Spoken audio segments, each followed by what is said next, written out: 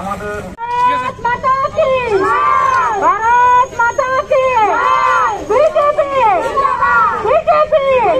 করার জন্য সংখ্যালঘু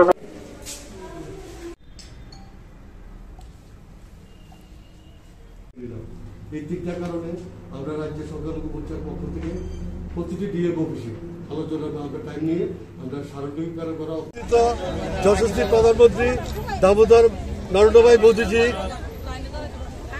সংখ্যালঘু মোর্চার মহিলাদের জন্য 3টা গুরুত্বপূর্ণ কাজ করেছে। একটা হলো তালাক প্রথা নিবারণ, দ্বিতীয় নম্বর হলো মুসলিম মহিলাদের মেহরাম হজ ফ্রি। এটা হলো আগে যখন আমার মা যাবে, আমার মার সাথে একজন অভিভাবক যেতে হতো, 2জন যেতে হতো।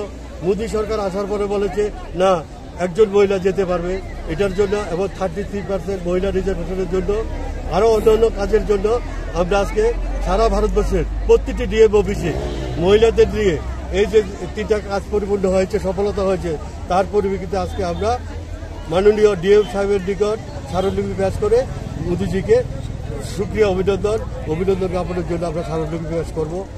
আজকে আমাদের সারা ত্রিপুরা রাজ্যের 8টা জেলার মধ্যে গত 4 তারিখ গোমতী জেলা কমপ্লিট হয়েছে। আজকে সিপাহীজলা হবে, সিপাহীজলা ডিএম সাহেবের নিকট দেব এবং আগামী 18 তারিখ আমরা উনকোটি জেলা ডিএম সাহেবের নিকট যাবো এই কর্মসূচি নিয়ে এবং 19 তারিখ ধলাই জেলা আমবাসাতে হবে, 27 তারিখ হবে আমাদের দক্ষিণ ত্রিপুরা বিলুনিয়াতে হবে ডিএম সাহেবের নিকট এবং লাস্ট প্রোগ্রাম হবে আমাদের সংখ্যালঘু মোর্চার মহিলাদের নিয়ে, সেটা হবে উত্তর ত্রিপুরায় সেই প্রোগ্রাম হবে।